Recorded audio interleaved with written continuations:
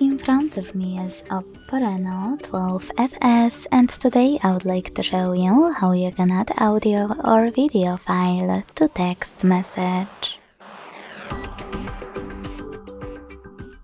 Begin by launching messages and selecting or creating a chat.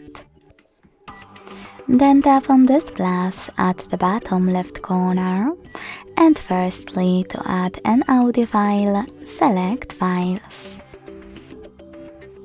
Then tap on one of those apps, click on Audio at the top, or click on those three lines at the top left corner to access one of those sources. Either way, after finding your file, just hold it and tap on Select at the top right corner to attach it. If you prefer to add a video one, select Gallery section instead of Files and click on your video over here if it's recent.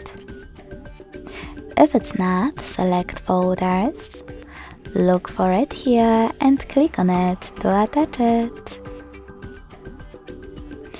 Thanks so much for watching. If you enjoyed this video, leave a like, comment and subscribe.